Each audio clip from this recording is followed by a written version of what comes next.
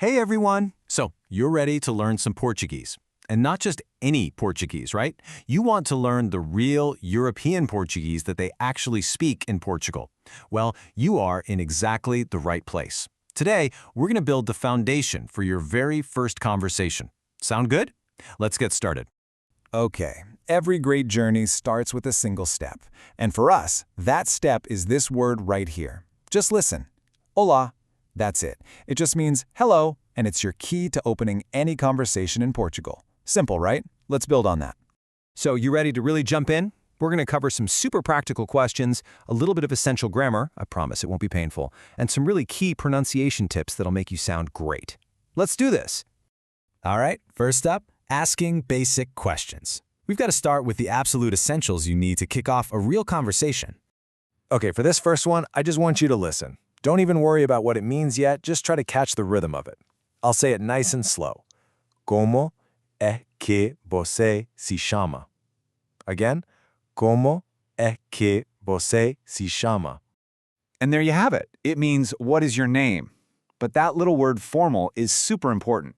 In Portugal, using the formal you is a sign of respect, especially when you're meeting someone for the first time. So this is your polite go-to phrase. Okay, now this is where it gets really interesting. Let's break this sentence down. That little phrase, como é, literally means, how is it that, which sounds a bit odd to us, but you'll hear it all the time in spoken Portuguese. And get this, se chama means calls yourself. So you're not asking what their name is, you're asking how they call themselves. It's a slightly different way of thinking about it, which is just so cool. All right, let's try our next question. And you might notice a little pattern here. Again, just listen first. Onde é que você trabalha?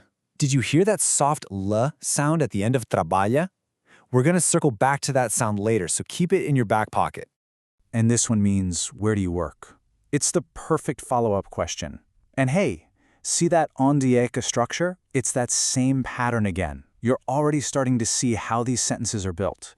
So, just like before, onde é que is that common connector that means, where is it that, and trabalha is the formal you form of the verb to work, which is trabalhar.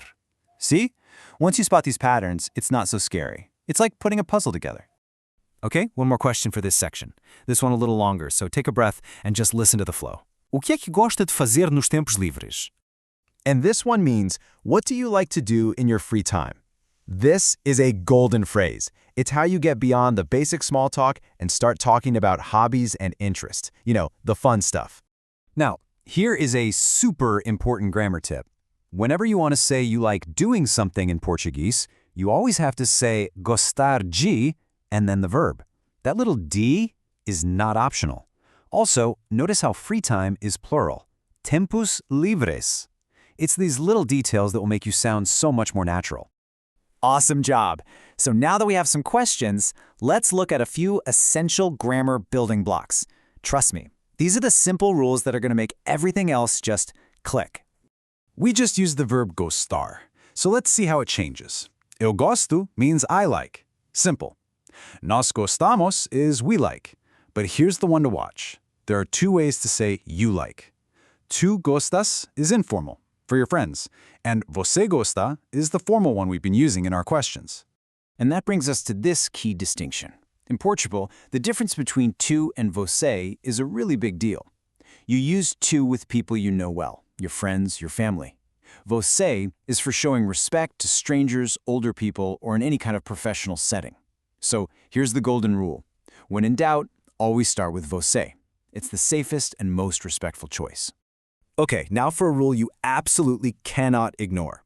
Contractions. In Portuguese, little words like em, meaning in or on, and de, meaning of or from, always smash together with the word for the, which is o or a. So em plus a becomes na, de plus o becomes do.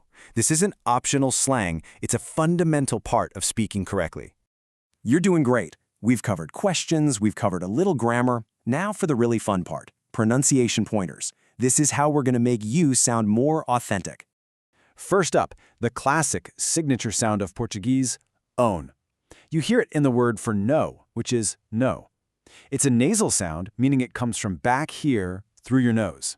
Think of saying the English word now, but let the sound resonate, almost like you're going to add a ing at the end. Listen. No. Next is the ALH sound. The best English comparison is the li in the word million. See how your tongue makes that li sound? That's exactly it. So that word for work we learned earlier, trabalho, isn't trabalho, it's trabalho. It's a very soft, smooth sound. And our final sound for today is nya. This one's pretty easy for English speakers. It's just like the nia sound in canyon. A perfect example is the word tenho, which means I have. You pronounce it tenho. Seriously, if you can master these three sounds, o, l, and nya, your accent will immediately sound so much better. All right, that was a lot of information, I know, but you have built an incredible foundation today. Let's do a quick-fire recap of the most crucial points from our first lesson.